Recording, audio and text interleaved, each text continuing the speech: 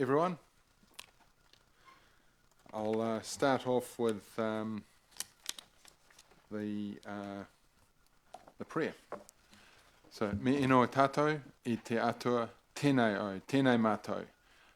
O mema kua pauti te hopauri o Whanganui arahina I a mātou. Ki te whakatau, nā whakatonga pai mō te rohi mō nā tangata katoa, kia piki ai te ora o te hapauri, mi nā iwi katoa o Whanganui, homi e hui e, taiki e. Let us pray, dear God. Here I am, here we are, your elected members of Whanganui. Guide us to make a good decision for the district, for all people, to uplift the community and all peoples of Whanganui. Bring forth unity. Amen. All right, so welcome to this extraordinary council meeting, 30th of August, to basically make a decision in regard to the Heritage Restoration Trust Native Land Court building. So we've got one apology, Philippa Baker Hogan. Do we have any others? No? Okay, great.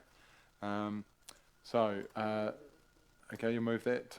Councillor Kate, Councillor Glenda will second that. Thank you. All those in favour?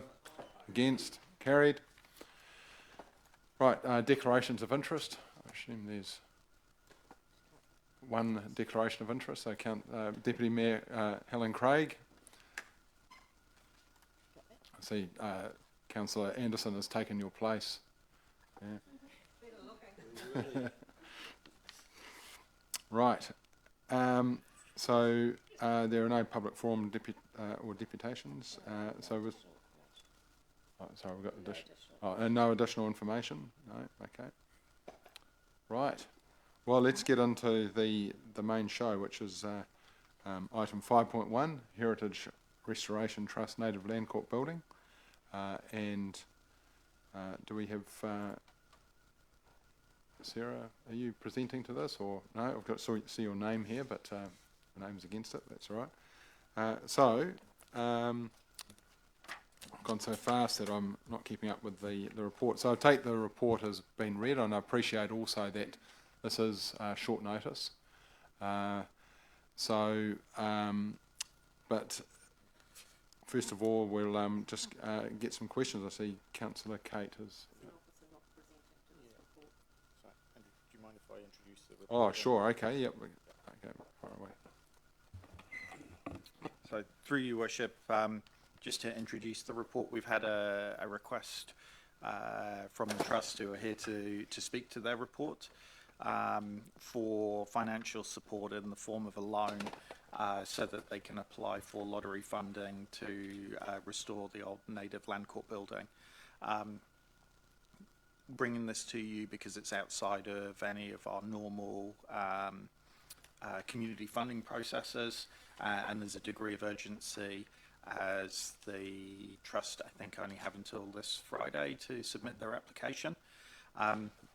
Officer's report here recommends the council decides whether you do or do not approve their request, and it's probably best for you to hear from the trust so that they can explain their situation in full, and then officers can answer questions around financial impacts on council and those kind of matters. So on that note, happy to take the report as read and hand over to the trust if they'd like to come to the table and present. Oh, yeah.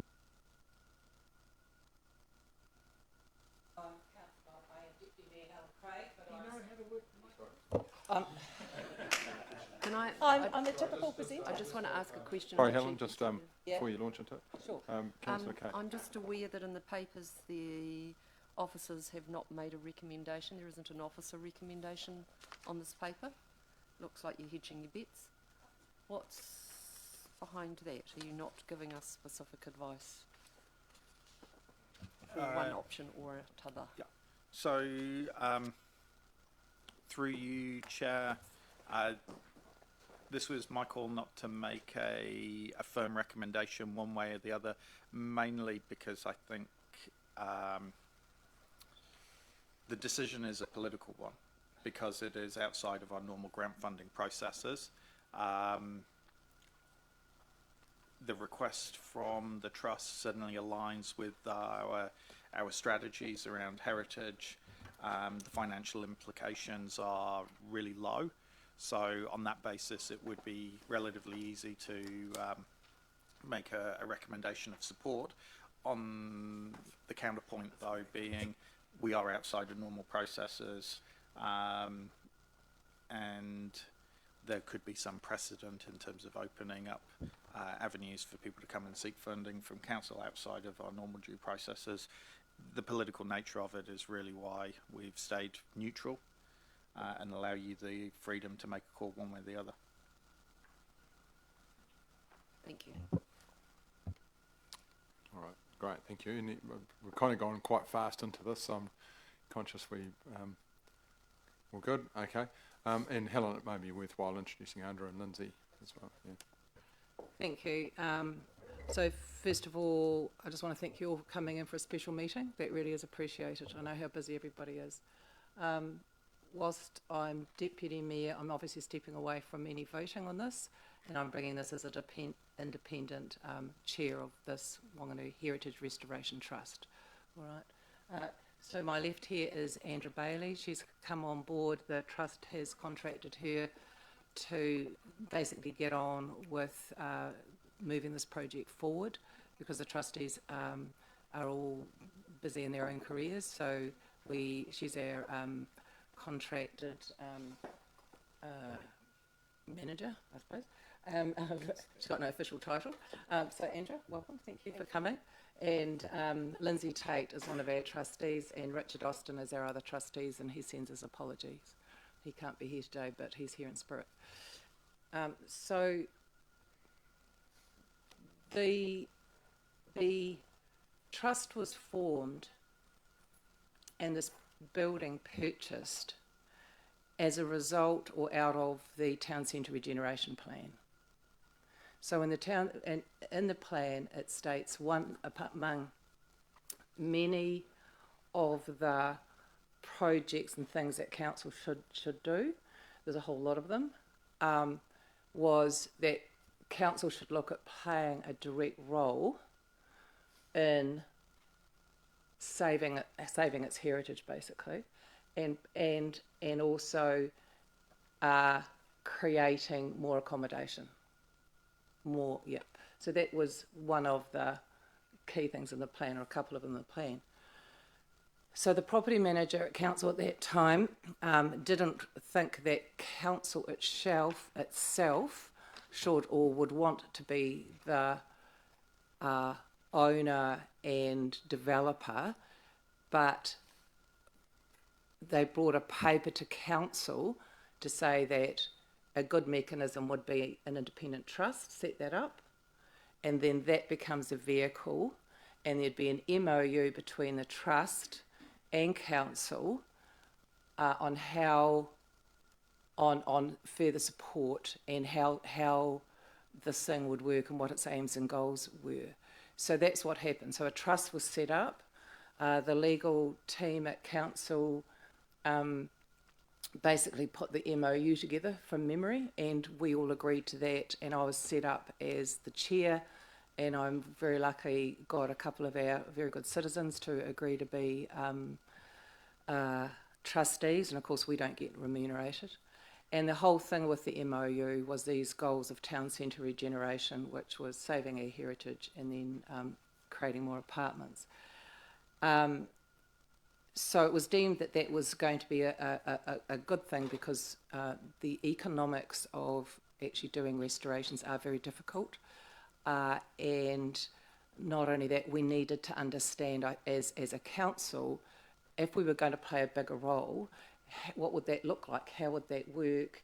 Is that something we really wanted to do? So the idea was to choose quite a small building to sort of test if this trust situation doing this and council supporting would be a good way forward. So, we're a test case really for going into this. So the council loaned the trust the money. This particular building came up on the market unexpectedly.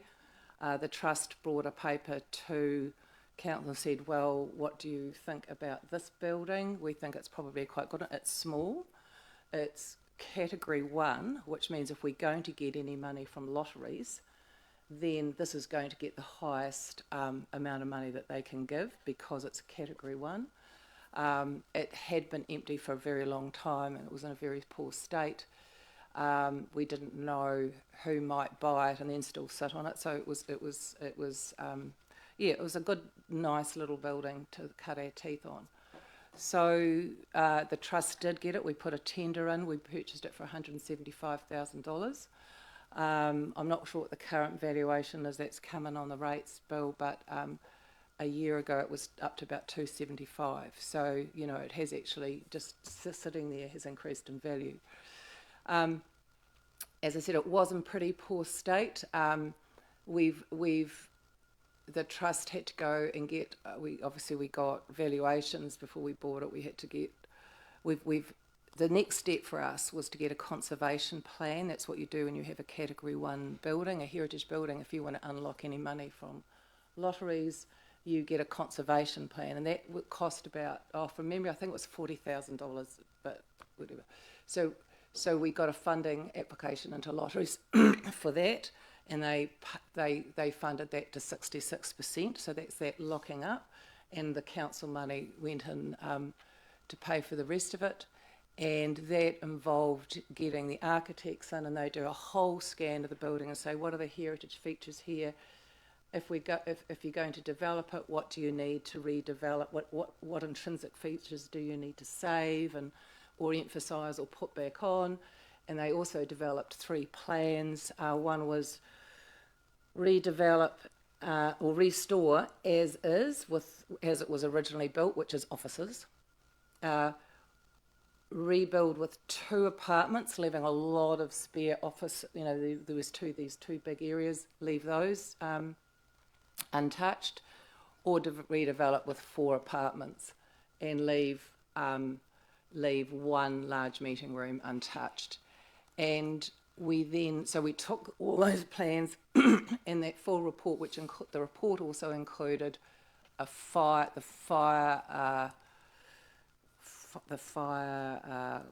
what you would need to do if you redeveloped, and you need to do the fire plan. Thank you.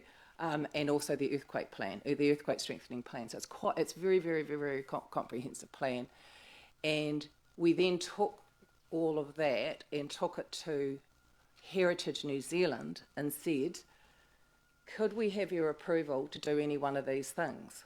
Actually thinking that they probably would say no to the apartment or the 4 apartments because of its high value, its category 1 building. And they said, yeah, we're just saving the building. So they're happy for us to develop in any one of those 3 plans. So that was a big win for us, we felt. So since then, of course, we've had COVID come along. Building costs have gone through the roof. You couldn't get a builder. So we weren't in any great hurry to be rushing off to take the next steps. But certainly we now need to do that.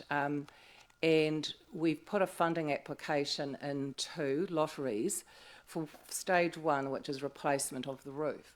And whilst the roof is in very poor repair, and I did send you a photograph of the roof last night. I'm sorry it was very late, and I just sent it to your emails if you have seen it or not. And that was in March 2022 when the report was finished. That conservation report was finished. They had a photo of the roof in that.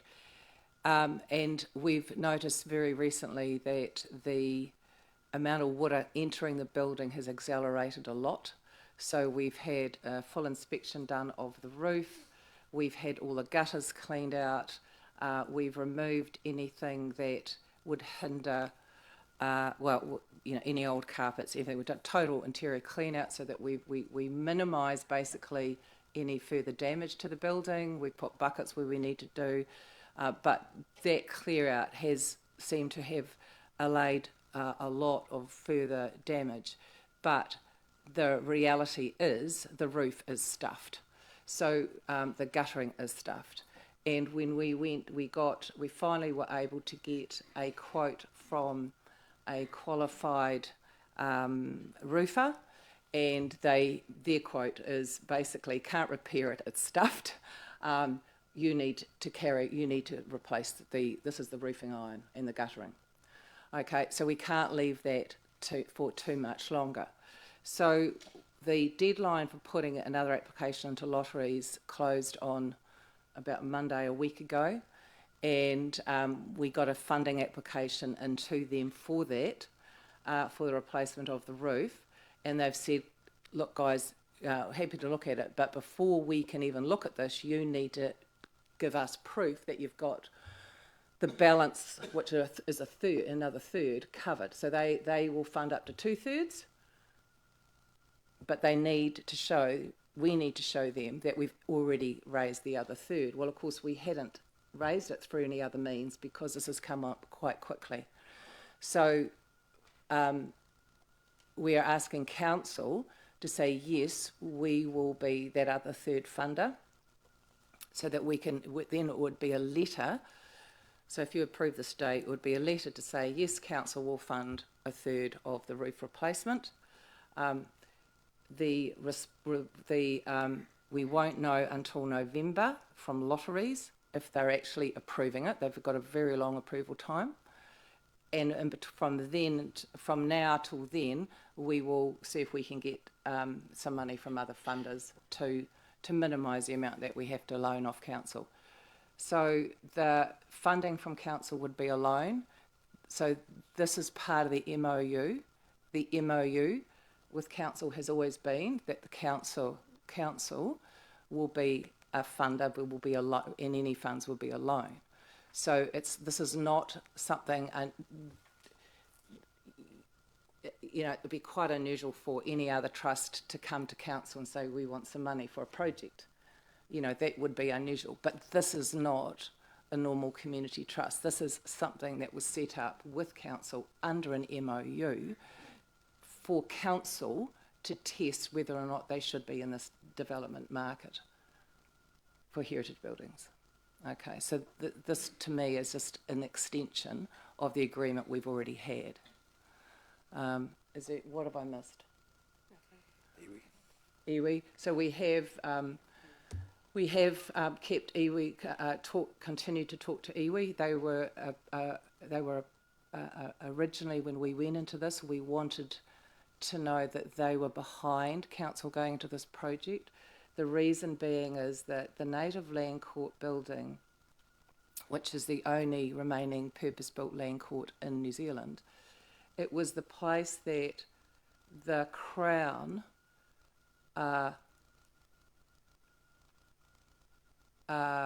held court, if you like, over deciding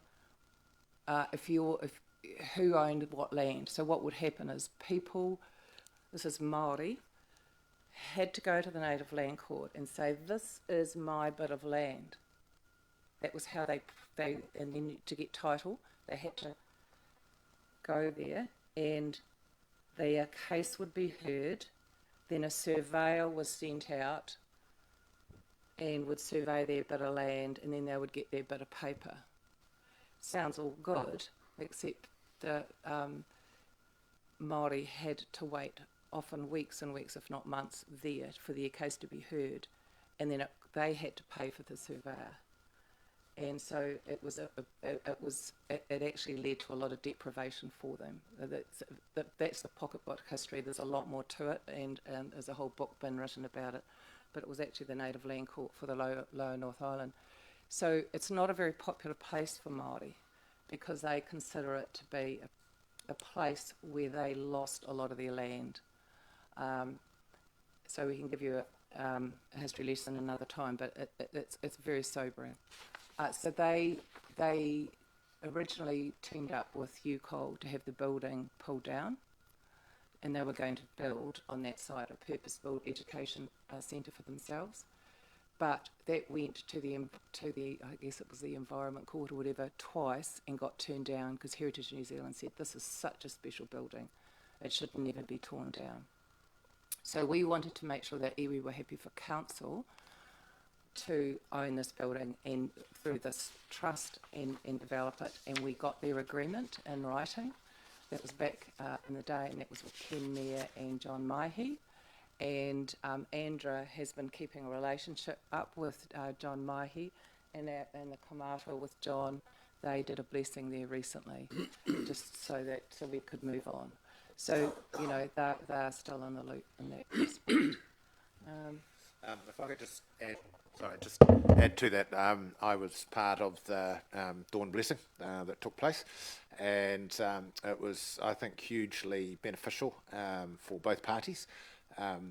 We established a very good bond, both through the formal part, but more importantly in the informal part afterwards, when Andra and I hosted the group for a breakfast at the Rutland, which is the $150 in the accounts. You'll see there's entertainment. It wasn't the trustees going out on the tiles. And that was hugely beneficial, and a great discussion about its past. We learned a lot from John and the kuia that were also there about what happened in the past.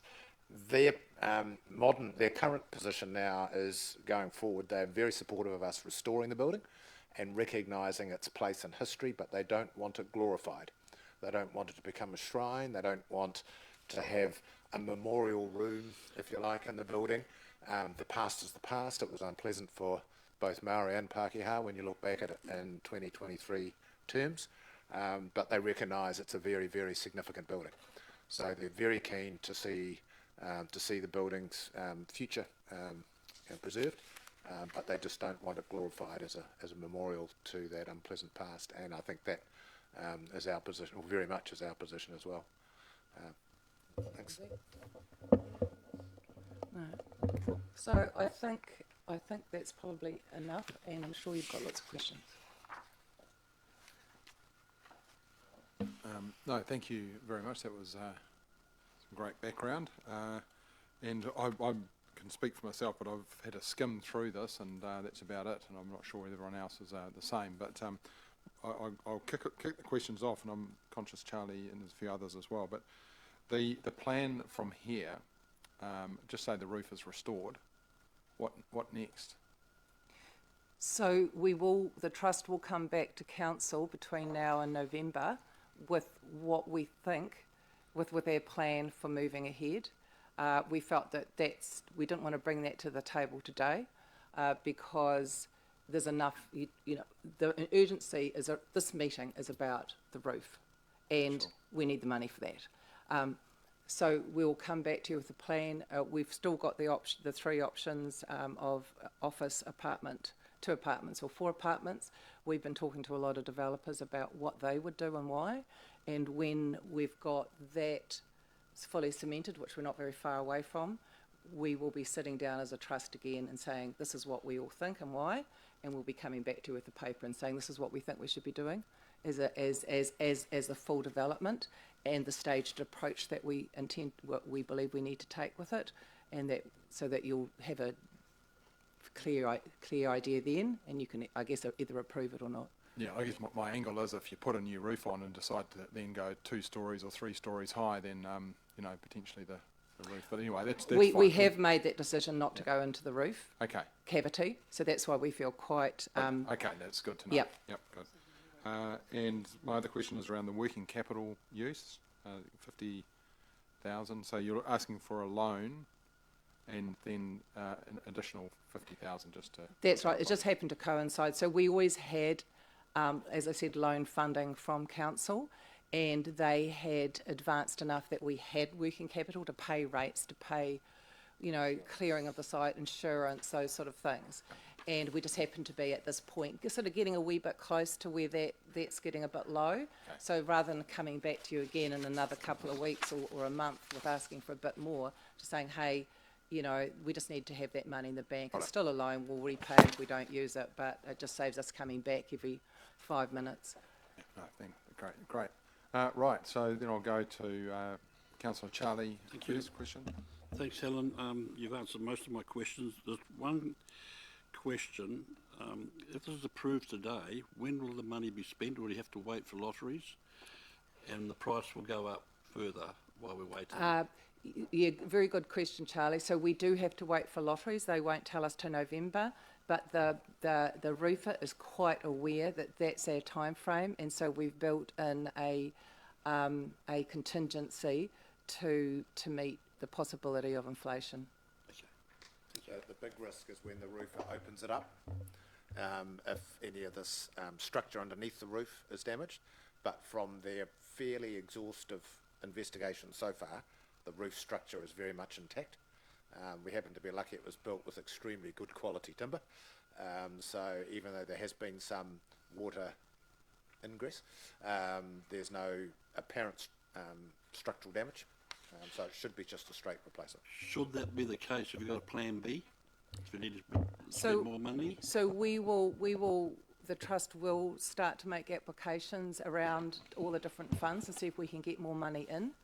And that will help to either reduce the council loan that we'll need, because we don't need your money till November. Until we actually go ahead with it, we won't need the council money. We just need approval that you're going to give it. But we will try and reduce either that amount, or if the costs go above what we estimate, then we've got that extra money that's come in. So the council loan, what's the term of that loan? Like when will that be repaid? I think and this is, look, I can't remember what's in the MOU. It's like we will all agree, you will agree what we're going to do. The thing is, lotteries have made it very clear to us that we can't develop this building and then just on-sell it. We can't have that intention. So council, the trust are going to be, let's say we get the building developed, we will have to lease it out and get an income coming in, and then at some stage, the trust will come back to council, and council can decide what they want to do. So that you can never sell it, is it? Yeah, no, that's what I'm saying. I'm not saying that. I'm saying we can't. Yeah, sure. Can I just explain? Can I sort of maybe rephrase the answer? I would suspect, I wasn't here when the trust was set up, but I would suspect, imagine you've got a private company, you put some seed money into the private company and you become a shareholder in the private company, correct? So in this case, council's not becoming a shareholder in the trust, but it's advance the monies that you would otherwise normally put outside of this building as a shareholder, advance the monies in the form of a loan. That's what I suspect's happened. Now, it is really up to the trust to then determine what it will do with the building, but one of the constraints we have from lotteries, and can I just add to what Helen said, in the lotteries application we've identified, I think, at least another 5 potential funding sources to which we're going to make application for this building. One of the constraints with lotteries is that lotteries are not going to provide this sort of money if you're there to just, as you normally say, flip the building. So we take lotteries money, we do the building up, we sell it. They're not there to do that. So that is one of the funding constraints that we have. Is that? Yeah. It's not to say you can never sell it. It's just that you don't. We're not going to. We don't envisage immediately, or we can't immediately flip it. So I think in a couple of years after it's finished, we would come back to you if there was then an appetite or a need to sell. But we might have a really good long-term tenant who's paying really good rates, and we can then start to pay the council loan off. Yeah, look, that's sort of the future. This is why the reason of you going into council going into this venture with the MOU and establishing the trust lets us test and find out all these things about could we do this in a bigger project, and then what would be a good mechanism. I think that would be addressed in our report back to you in November before we draw the money down, as to what the actual long-term plan is. If that helps. Councillor Rob. Thank you, Mayor Andrew. Just the financial statements, Lindsay, a bit confusing because I see that 31st of March 2024. Are you a clairvoyant or something? Or? No, these are the ones that you've got there. They're the interim accounts. It says on the front page for the period 1, so the 2024 accounts, but they're year to date, which is 1 April to 25th of August. So these are management accounts, if you like, they're part Okay. year. So Okay. they're right up to this week. Yeah. So you've got two sets of accounts. One was the year end to 2023, and then Lindsay's just supplied that in the same format, but just from the 1st of April 23 to the current date. So you could see where we've spent the money in the last couple of They were months. done in such a rush, I didn't have a chance to change the date. Instead of March 24, it should have said the 25th of August 23. Oh, I see. Okay. So, as I see it, the loan was 275, and the building purchase was 175. So there was 100,000 of working capital there as part of that loan. Is that the way it was set up? Yes. Okay. And now you're asking for another 50. What's that going to be spent on? Is there any projection of how you're going to spend that? Because it looks like you've spent 56,000 so far, and so there's a bit of money left. It might be nice to know what you're planning to spend that money on as it's being So asked this is for. the general operating costs. So we've got rates. We've got about $20,000 in the bank. We've still got the last part of Andrew's contract to pay for. There is rates, insurance. There's nothing specific. Okay. It's just a comfort factor. Yeah. It's like having an overdraft. Yeah. The trustees are very frugal. We don't spend it unless we have to. But there may be some professional fees. We may need to get an updated valuation done. For example, there might be legal fees if we're going to enter into a JV arrangement with a commercial operator. So it's really just having the provision there for an overdraft, just to keep the project ticking. Okay. We've also had a quote for a temporary repair on the roof. We're hoping we don't need to spend that, but if between now and November, or even at November, it becomes apparent that we're not getting that funding, we'll need to go ahead and do that temporary repair, and that was $15,000. So you can see how our balance, so we'd basically be emptying the kitty if we do that, and we don't get any additional funding now. And so some of the work that Andrew's carried out more recently has been getting the full site cleared, because there's quite a lot of land in that area. You can't see it, it's behind the buildings, and that was all overgrown. Also the interior, a full clean out of any damage and wet materials. So you've got general maintenance just to keep the building sitting there at the moment. So I'm not familiar with all the heads of agreement here, but I know it's here. But I understand that the loan is not repayable till the property is sold. Is that correct? Yes, that would be correct. Or as it would be repaid. Yes, it would have to be repaid if the property was sold. If the property is not sold and there's a joint venture, commercial arrangement, then the loan would be paid back out of surplus rental that would be derived from that commercial arrangement. Okay, thank you. Right, thank you. Councillor Josh. Thank you. Yeah, just a minor question. In terms of the roof replacement portion of the loan, those other funders, I think you mentioned that there were about 5 potentially that could front up. Can you give us a sense of how confident you are in those applications, or who they might be? Oh, look, it is getting tough, but you might get 2,000 from one, and you might be lucky to get 10,000 from another. It is relatively small amounts, but there are a number of them, and I mean, whether or not Four Regions Trust would do it, whether or not I wouldn't expect Wanganui Community Foundation, but we would talk to them because of the type of building, because of the special nature of the building. There's New Zealand Community Trust. There's the different pub charities. We could probably fill out 5 or 6 applications and hope to get a grand or 2 out of them. That's what happens. But yeah, it's quite normal. So as an example, the Wanganui Airport Tower, the trust that's been raising money to restore that, they've managed to secure a reasonable balance of money, and then that council-owned buildings, the council funded the balance, and it was successful. Okay.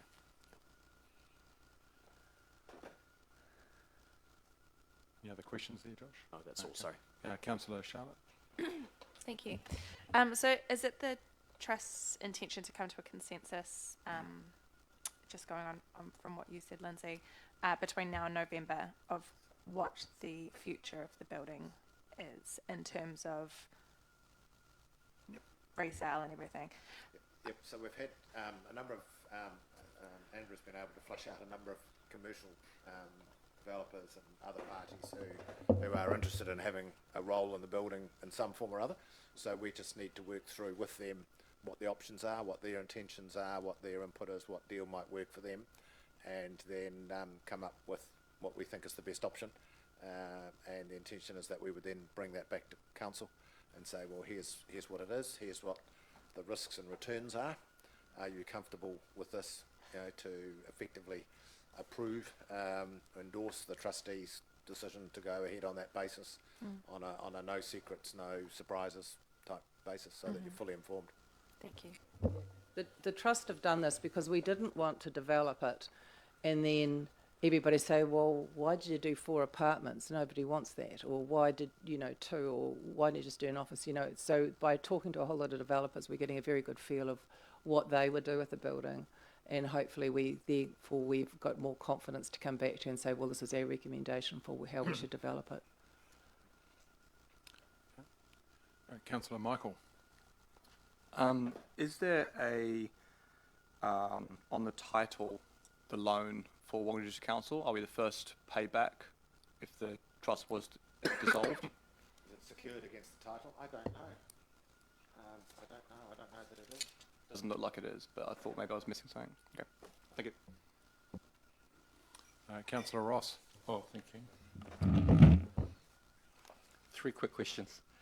I'm not sure if the public who may be watching this are aware that this is a pilot initiative and what that means for the bigger picture of the Heritage Trust.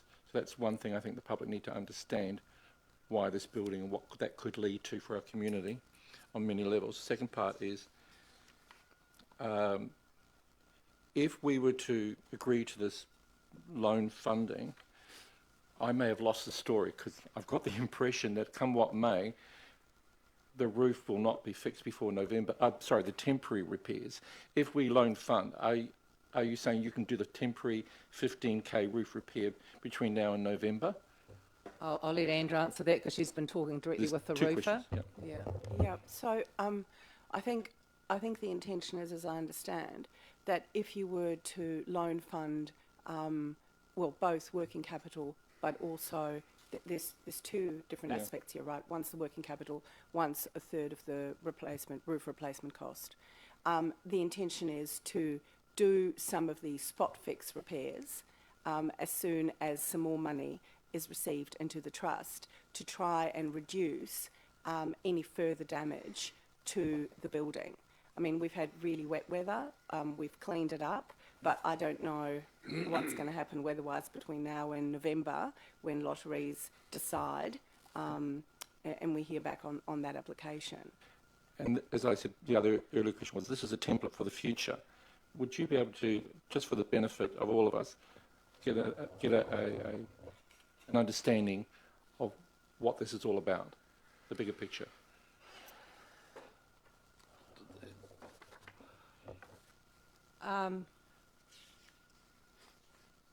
So Whanganui does have an enormous number of commercial heritage buildings in its CBD. I and many people would view that as quite a huge asset, probably one of its most distinctive assets. And so if we can preserve those going into the future, we've got a really great marketing tool for Whanganui. And you want, I think, every town, if you've got a distinctive tone or feel to your place, then you're standing out. And Tiro have got the corrugated iron and everything, and it's transformed the place. So we talk at council that heritage and arts are really important. Obviously, then you've got sport and you've got you've got the river. But certainly heritage is, we've got that opportunity to stand out as a heritage town. It is very expensive to earthquake strengthen heritage buildings. And with the Heritage Equip Fund, which the government provided, that's now gone. building owners are left with no options. It's very, very difficult to move ahead. So we've been lucky. You all know of Hadley Reid in the buildings in Drews Avenue that he's restored. He got that heritage equip funding. He still will tell you that actually the economics are so tight that really, I think, you're doing it out of love, not with any surety that you're going to make money out of it. So those who are restoring are actually doing it more out of love than an economic return.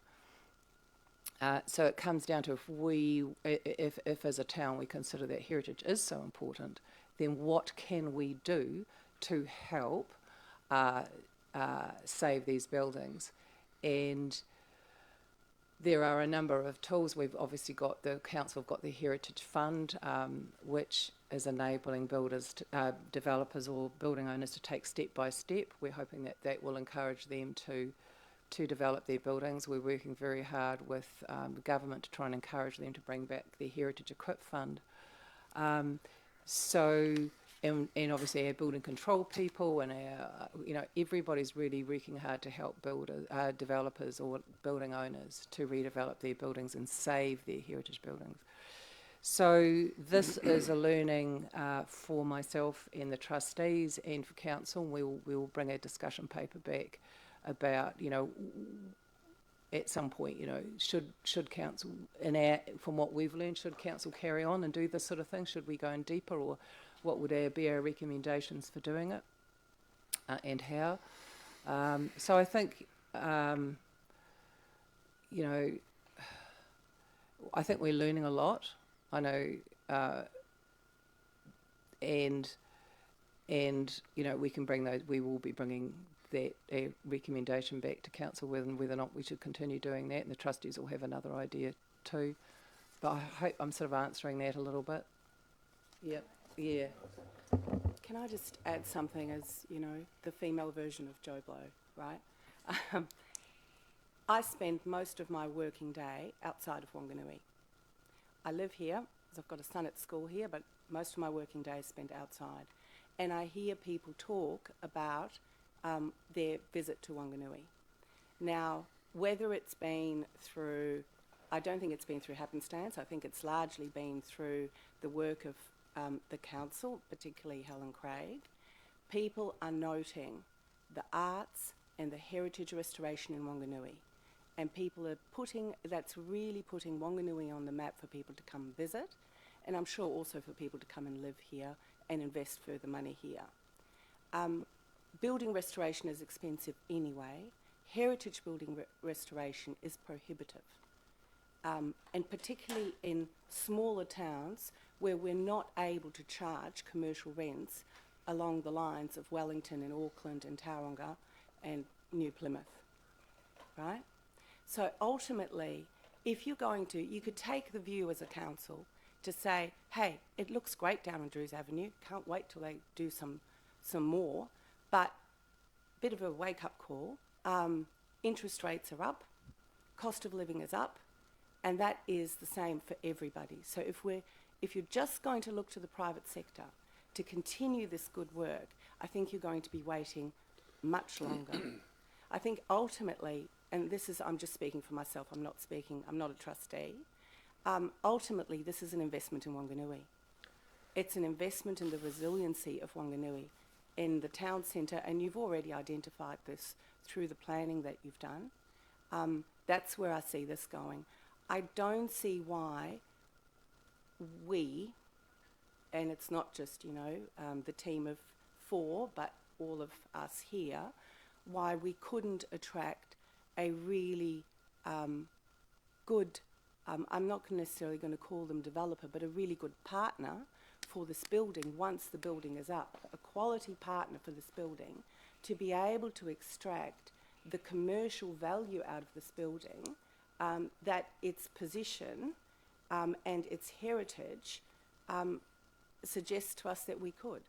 The only thing between that and now is actually putting the funding towards restoring the building.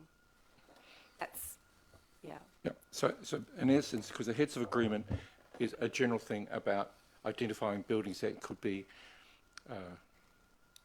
fixed up fitted out and on sold for some purpose. So this is the first pilot, really, under this heads of agreement. So I accept that it's an initiative, and if it succeeds, it'll be a template for other relationships between council and the Heritage Trust.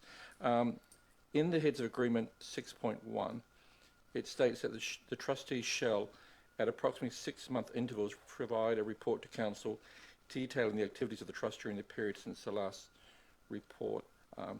I'm new to council. I've been on 10 months.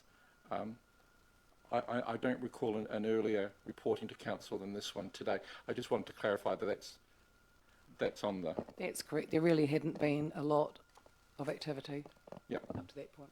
Thank you. We've done, because we've been in a holding pattern, we've just done annual reports today. Right, Councillor Rob. No, I'm actually going to go to Councillor Peter because he hasn't had a go yet. Thank you, Mr. Chair. As Councillor Ross has said, this is a pilot or a test, and I'm finding it very testing. And my question is, should council be a developer, and rather than funding this, is it the council's business to be a developer? And that's for council to decide. And I guess that's one of the reasons they set up this arrangement, was to decide if this was going to work for them or not. The thing is, they are already in this. This is not, I'm not bringing something new to the table. We're already got the, this is something that council's already established. They established this already. Yeah. So we're Previous ongoing. council. Yeah. So, well, should, it'll be up to I'm you. developing into not questions but comments. So look, we're just laying it out on the table. If you guys decide that you don't want to fund it, then that's your decision. Okay? Because you are now council. Yes. Okay. I'll just add one last thing that it's hopefully it's obvious. The beauty of the trust model is that we can go to outside funders. As a private owner, you can't. And being a Category 1 building, it attracts up to 60, did I say 60? It's a 2/3 funding. I'm not saying they'll give that, but that's, that's what they've agreed. That's in their papers. And we've already got that for the conservation plan. So, I mean, anything that you can get for free is a gift, and that's basically where the beauty of a trust is in a situation like this. Thank you. Councillor Rob. Yeah, thank you. Yes, I certainly don't see to date council as a developer. Rather, it's a lender to allow it to start happening. Yep, no, just give us a break, please. Yeah, I'm happy with that. Is that all right? That's Thank all you. Good. Yeah. 4.5 in the agreement says if council elects to make a loan to fund or partially fund the project and the trustees accept the loan, council may require a mortgage over the property to be registered as a first charge. Has the property been mortgaged? Yeah. Councillor Law came up with. I don't believe it has. Okay. But I can assure you that the trustees are very aware of the obligation back to the council, and there would be no way while I'm still breathing that if the building were ever to be disposed of, that the proceeds wouldn't go back to council. Yeah, I agree. Whether council feels the need or the council auditors feel the need that the loan should be secured, I guess it would be a case of materiality in terms of whatever your materiality rules are. So would that present issues for the trust if there was a first mortgage over it? No, we don't intend at this stage to go to any external funder that might require a mortgage. At such time, if we were to enter into a joint venture arrangement with a developer, then security may be required for the developer to fund their portion of such an arrangement. I'm just hypothesising here, in which case we would come back to the council or off the top of my head, we would come back to the council and say, we've got this plan. It requires, for it to happen, it requires a first mortgage to be taken by a third party, our joint venture party. Are you happy with that? Because effectively at that point, the council's loan would be unsecured, and so the council would need to make a decision on that as to whether they wanted to have a second security or something like that. Thank you. All right. So we've got, I think we'll just have this last question from Councillor Charlie, and then we'll move to the next. Yeah, thank you. Keep up the good work. What will happen if we don't approve this today? I have thought about this. The trustees will meet, and I don't know what the trustees would agree to, so I'm only speculating. I think, though, that we would probably come back to a recommendation to council to sell the building as is. One more question. If we do approve this today, where's the rest of the development cash going to come from? Or is this just the new roof just going to secure the building for them in the meantime? So we do the roof, and then the next, and this is where we will be coming back to you with a further paper about how we see this developing. But then we would move to probably the earthquake strengthening and internal fit out, and then the external, and the car parking and external walls. So it'll be a step process rather than doing it all at once. That will probably enable us to unlock as much external funding as possible. Quite hard to go out there and say, to all funders, we need, $1.5 million, whereas just step it, you can get it. Just means that it won't be occupiable for quite a wee while. So would you agree if we don't approve this today, the building will decay to a state where it's probably not savable? I think It would decay and incur further remedial costs, would be the thing, but the building is so structurally sound that it wouldn't rot away and fall over. Sorry, it wouldn't rot away and fall over, but we've had water get in and damage, and that would continue, so it just meant the restoration bill would go up. Short of, God forbid, a massive earthquake, right? Because that's why we've got earthquake strengthening legislation, isn't it, to save us. Water is probably the biggest enemy of this building, as it is, I think, with most old buildings. So, yeah. Part of the remedial work we want to do straight away, which is part of the sort of 15,000 budget we've got, is also the building. It's got a huge amount of lichen on it. It's got like a plaster cladding, and particularly over the parapets on the inside, which you can't see from the street, there's a lot of lichen growing there, and that destroys the water integrity of that cladding. So we want to get that sprayed and removed, so that the exterior cladding doesn't start leaking and peeling off and things like that. So it's not just the roof, and all the old windows and everything need a bit of treatment, and some no more gaps and silicon and whatnot else as well.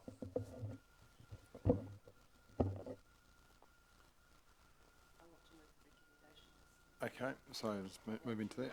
Okay, option 1. Okay, so, and Councillor Charlie will second. So Councillor Kate to move, Councillor Charlie to second that. As on the screen, I'm not going to read it all out. I'm happy if we leave the room so that you can have debate. Okay. Without us here.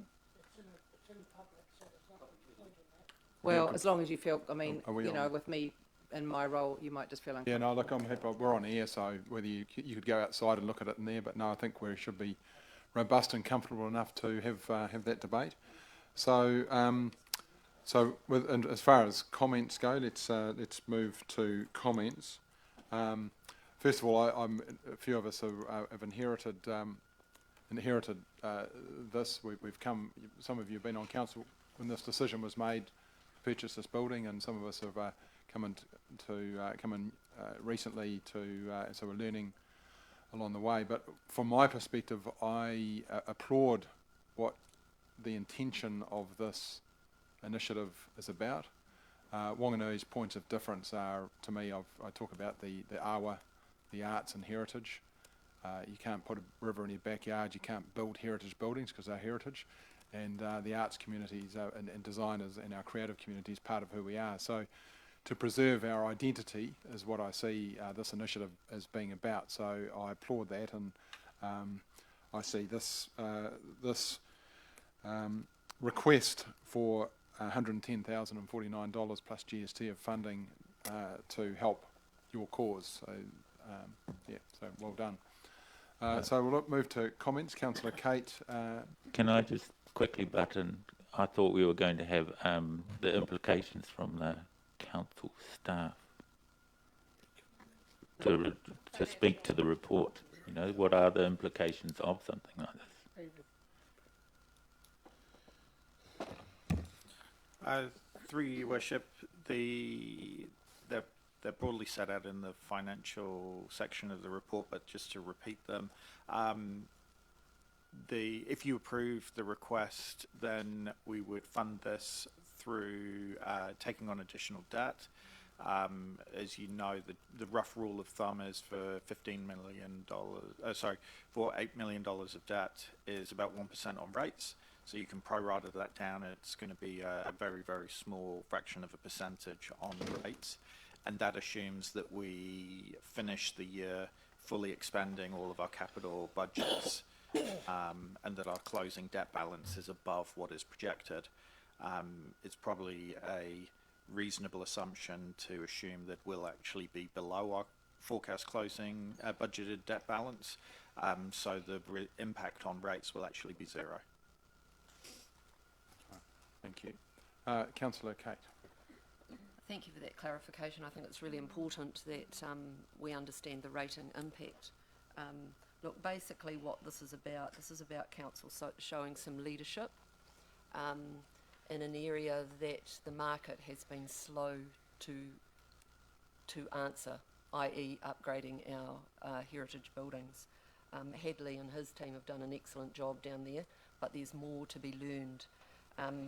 One of my take-home messages out of the reason why we initially set up an entity so that that entity, the trust, could purchase the property was that this was about showing leadership. It was about the trust doing the work, being a repository of all of the learnings from this type of venture, and being in a position to be able to share them. And I think that's really important that we remember that. Helen's quite right when she talks about showing the way and supporting basically the heritage industry, the point of difference that Whanganui has. So really happy to support this. Thank you. Great, thank you. Councillor Josh. Yeah, thank you. Look, there's not a lot that I can really add after Councillor Kate's comments, other than to say that, you know, this is one of the, at this stage, one of the only key pieces of work that we're doing in the town centre regeneration space, given the pressures that we've got on our budget. And, you know, we did set this up as a way to demonstrate what could be done, and what I hope that comes out of it is that we have a really comprehensive package of learnings that we can then provide to the market in future for how to navigate a project of this complexity. And for that reason, you know, we provided the seed funding initially, and as a council, I believe we've got a responsibility to see it through. The only other comment I'd make, and this is a request of the mover and the seconder, is if in Part A of the recommendation, probably Part B as well actually, if we could look at adding up to a value of 60,000 to reflect the fact that other applications are going to be put in to potentially reduce the amount of this loan. Is that possible?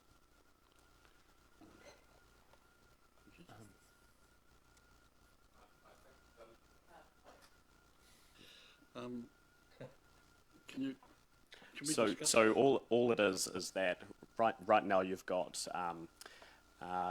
so prepare a letter for the trust lotteries grant application, a third seed funding up to the value of $60,000.49. Okay, so the additional words are up to the value. And the same in Part B as well. Right. Okay, so what, and the logic for that, Josh? Well, purely to reflect the fact that we've heard in the debate and the discussion that there will be other applications put forward to potentially reduce the amount that council needs to underwrite. So I think that reflects it in the I'm wording. comfortable with that, yeah. Okay, Councillor Kay? Sorry, I would put your microphone on. You're not comfortable? No, I don't think it needs to be that. I think it needs to be that amount for lotteries, for the 60,000. I agree. Yep. And we could, by way of a loan of working capital up to, I could support the up to 50,000 for the working capital. But while we're tinkering with this, can we get rid of the plus GST on the 50,000? I don't think we need that there. So I would support an amendment to C, up to 50,000 working capital, but not an up to $60,049, because it just needs to be that amount for lotteries. Yep. All right, okay. Yep. Right. Happy with that. Just a point of clarification. Your Okay, Worship. Councillor Robb? I thought I heard Councillor Kate move A, but not the other two.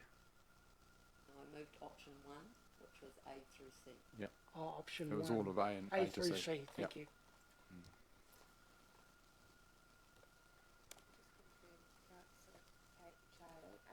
So A and B, we won't have, up to won't be included in either of them. You leave it as it is.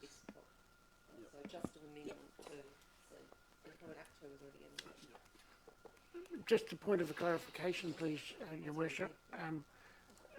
Councillor Kate has suggested that the GST is removed from there. I think before we as councillors can make that decision, we need to know what the implications of that are. So, if that can be... Okay, you can answer that. GST, they'll get to claim, I mean, the 60,000 plus GST, the trust will get to claim that cost back anyway. So it's irrelevant really, and the notion of working capital of 50,000 plus GST, I mean, that's just saying that we'd give them working capital of 57,500 really. Yes, I agree on C, but I'm not so sure about A, because they're going to get a bill for 180,000 plus GST or whatever it is. They would just fund it in the short term and then claim it back.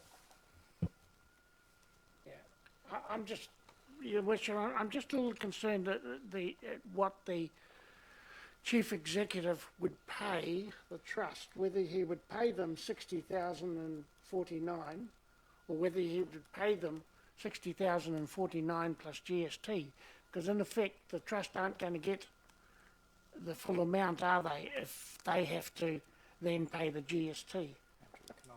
Okay, I'll pass over to... So, through your worship, for clarity, I would advise that the motion is written in a way that it is explicit and it either says that it is $50,000 plus GST or up to $50,000 inclusive of GST. That way there is no ambiguity around what it is we're paying. Yes, I'm not suggesting that the $50,000 has GST, but I'm talking about the amount for the what they're going to do for the re-roof. Is it inclusive or exclusive? That's it. Yeah. We just need the clarity. Is it inclusive or exclusive of the GST? That way we know what we're doing. Normally, when we're quoting amounts in any of our officers' reports, the general convention is all figures are exclusive of GST. Yeah. Can I just suggest, Your Worship, that the normal thing with any agreement that you sign for a sale and purchase agreement is plus GST if any. That's what it always says, plus GST if any. And that just covers if there's any doubt about it. And that's the normal way of doing it. Yep. Okay, I'm comfortable with that, but Kingdom? No? Okay. Let's go. Just to be very clear, Yeah. let's change A to just be to the value of 60,049. Excluding GST. So what David, Do you want GST? Chief Executive, has said though, and if Okay. I- Plus GST. All right, we'll leave that as it is. Yep. The next one is agree to advancing, so that's funding by, so we're advancing them $60,049 plus GST. Yep. And then agrees to advancing the trust by way of loan, working capital up to 50,000. Yes. This is a loan. GST's not even in the No. in this conversation. Full stop. Cool.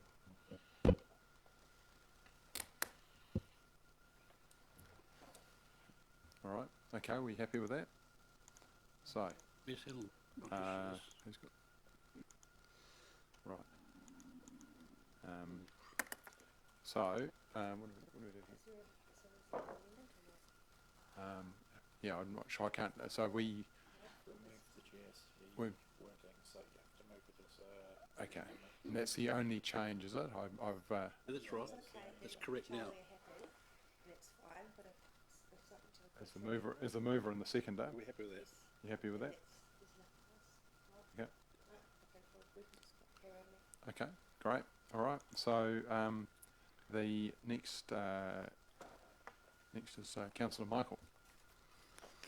Thank you, Mayor Andrew.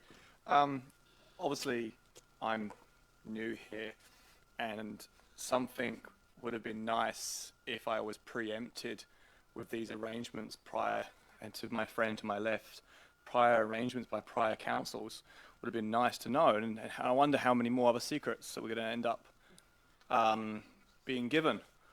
And yeah, I understand the whispering now, secrets. I should probably go and read the last 9 years of documentation to make sure. But this is how I'm seeing this. And I understand the sentiment of saving the buildings. I actually agree with that. We should be doing that. And we should be partnering in some way or form. But this is a financial decision to make. This is not an emotional one. We've debt funded $275,000 to help a trust with a building worth $275,000. So we would barely get our money back even if we sold now. There's no interest on the loans. There's no repayment schedule complete. There's no ownership at all or mortgage put on there. The heads of agreement looked correct, but it wasn't actually, hasn't been put in place afterwards. These should have been mortgages. We should have, if the trustees decide that they want to go live in Australia and dissolve the trust, we should get that building in a split second. At the moment, we don't. This is a huge risk. I understand that our deputy mayor is on the trust. We probably trust the trust more than we should, but it's still a trust. We should not be just removing that, our blind side for privilege. There's been no crowdsourcing to date. There's no security over the title. There's no income from the property. There's no long-term plan, no viability, no feasibility plan. There's nothing here. So I just look at it in plain terms. They would like more money for a property that's not worth it, and we have no security of getting that money back. I'm very surprised that some of my team members are saying that they support it. I'm extremely surprised. Thank you. Right, thanks. Councillor Ross. I would take my colleague to my right's comments as comment. I think there is an emotional component. The Old Town Quarter is magnificent, and it's become that because of the Town Rejuvenation Plan, and also a significant works by Hadley and the learnings that he's gained from it. He did have access to equip. We don't have access to equip at this time. Our options are very limited. I recognise the heads agreement is like an MOU. It's a form of almost a gentleman's sexist language, but it's a gentleman's understanding. And whether it could be tightened up in the future or not, that will depend on the costs that keep coming back at us to support potentially. So I'm not too concerned about tightening it up per se right now, but I do see it as vital to our future. This is the last remaining Māori land court in the country. I would hate to put in a situation where we could lose that part of history. It's not a pleasant part of our history, but it's a part of history we must recognise. And I understand from some iwi, they want that recognised as well. The pain of that court at times was extremely significant to our country's history. You lose that building, you lose that sense of history, because when people come into our town, they won't know that. They just won't know about it unless there is a building there with whatever's provided in one part of the building to recognise history. I've heard comments about the rates being accounted for, which is a very valid comment about where that impact lies is negligible.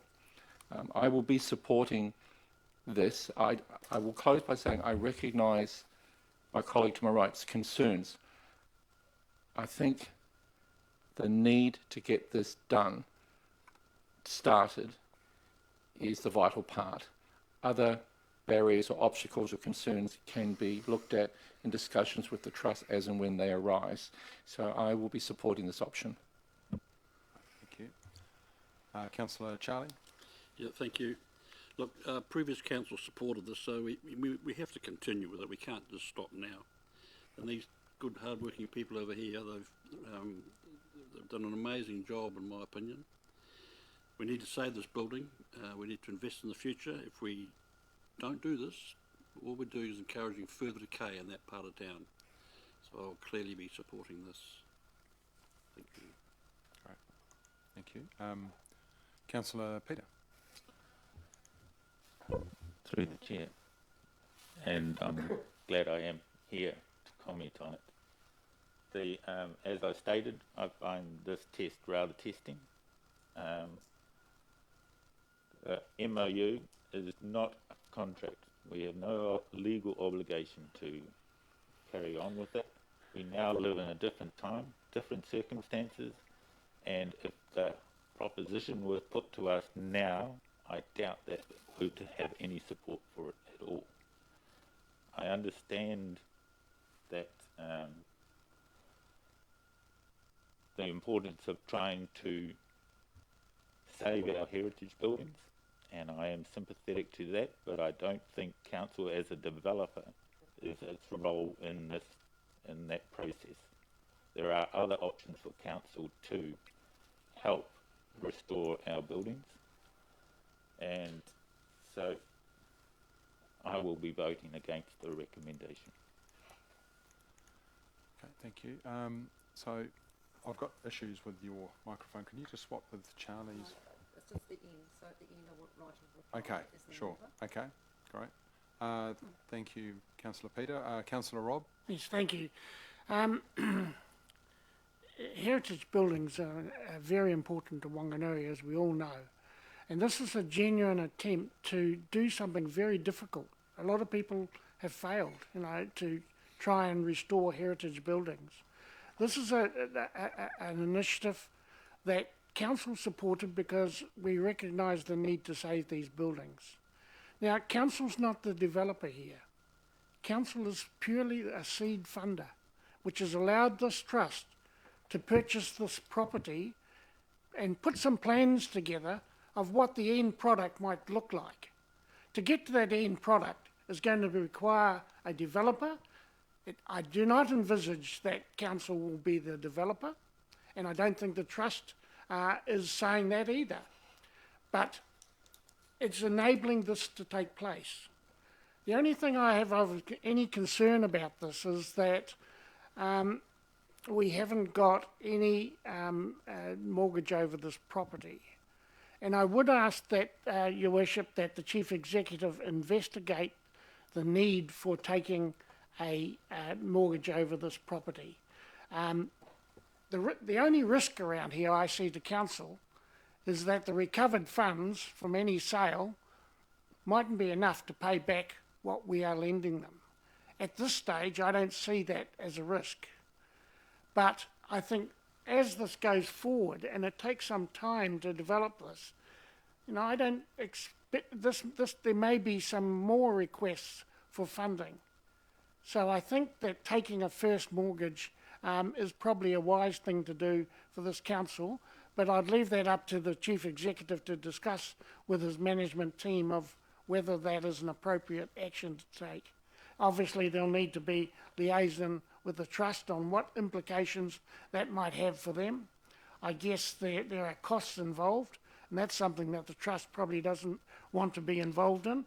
But I think that probably it's got to the stage where we need to think about a first mortgage. So I'm pleased to support all the resolutions on the screen, and wish the trust well. Thank you for the future, Chair. Great, thank you. Councillor Glenda. Thank you, thank you. I will be supporting this, but why am I feeling anxious about it? And I think it's because I can't see a robust long-term plan for this project. Yes, we need to get the roof absolutely needs to be replaced, and irrespective of council agreeing, previous council agreeing to funding the money, we are where we are today, and we need to take that responsibility seriously of looking after that asset. So even if it does need to be sold further down the track, it needs a new roof to be able to get as much for it as possible. So that's a no-brainer. However, I would like to see a plan further from, further out from after when the roof has been replaced. Absolutely necessary for us all to be able to see some direction of where we might be going. I understand that I understand that there are steps to be taken towards that, and it's great that there is some collaboration with potential stakeholders or within the industry of seeing what that might look like. Really important also to understand what the needs are in the community rather than looking to potential stakeholders about what they want. If there's a need in the community, then whatever it ends up being will be successful. If it's just a want by some of the stakeholders, then you've got that added complexity of having to convince people that it's what they need, and often that's where issues arise. So yes, so I will be supporting this. Thanks. Thank you. And Councillor Kate. Are you going to speak to this, Mr. Mayor? Well, I have spoken to it at the start, and my position remains, and I'm supportive of this request. Pretty much that's all there needs to be said to it. I think everything else has been said around the table in regard to support that echoes my view, and I support that. So, thank you. Yeah. Thank you. I just wanted to make a final couple of points. Yes, my colleague makes a very good point about being able to see the future, and so we look forward to later in the year seeing the trust come back with a plan of how this is all going to work. It will be exciting. Thank you. As part of the debate, I have heard it suggested that there isn't adequate security over the property, and that may be the case, and the Chief Executive may give us further advice to that effect. However, this Heads of Agreement is essentially an agreement. It's a formal agreement between Council and the Trust that the Trust has been loaned amounts of money. You know, I mean, it is a formal agreement, and we should not take away from that. In the event of the property selling, perhaps, it would be incumbent on the trustees to repay the debt. I mean, it's as simple as that. You know, if the trustees decided not to repay the debt, I mean, those of us who are at all involved with trustee law, I mean, trustees can't get away with doing things like that. So to suggest that this loan to the trust is not a secure loan, I think, I think that's incorrect. Thank you. That's all right. Pardon? Okay, can you just put your microphone on? He can't actually So if there's a speak, point Mr. of order, Mayor. what's your point of order? Okay, so what you're saying as a point of order that, bear with? We'll just have to deal with, just let the Commissioner reply. So just pause. Yes, it is. So right reply. Settled motion, so Kate can finish what she's saying because it's where writer reply, and then So even if Rob's got a point of order, that the right to reply.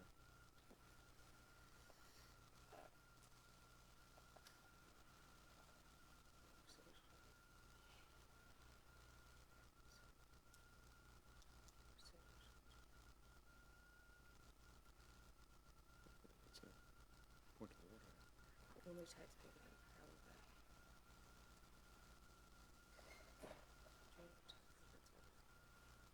Points of order and rights of reply, except points of order and rights of reply.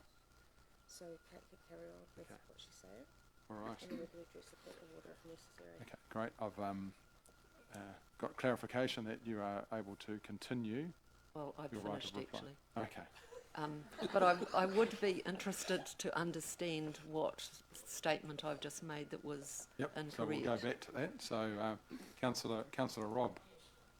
Councillor Joblin suggested that the loan was that other speakers said that the loan was at risk, and that has not been said around this room at all. Taking of security does not suggest the loan is at risk at all. It's just a good practice. Thank you. All right. Okay. Yeah. Look, I don't think that's of substantive nature to decide and to go for a vote. So let's just move to the next. We've finished with comments. So I'll put the motion on the screen, and I'll read this out this time just for clarity. Can we just scroll down a little bit so I can just see that? Yeah. That the Heritage Restoration Trust Native Land Court building, that the Council instructs the Chief Executive to prepare a letter for the Trust Lotteries grant application supporting the application by way of 1/3 seed funding to the value of $60,049 plus GST. B agrees to advancing the Whanganui Heritage Restoration Trust by way of loan the funding to support the roof replacement of $60,049 plus GST, and C agrees to advancing the Whanganui Heritage Restoration Trust by way of a loan of working capital up to $50,000. So all those in favour? Against? So we've got Councillor Peter and Councillor Josh against. Oh, sorry. Sorry, just for the record, that was Councillor Peter and Councillor Michael. You look the same. The motion is carried. Thank you very much. And that's the close of the meeting. I'm just going to close with a karakia. Bear with. I haven't got one in front of me. So, kia hora te marino, kia whakapapa paunamu te moana, hei huarahi, mā tātou I te rangi nei, araho atu, araho mai, tātou I a tātou katoa, huie, taiki e.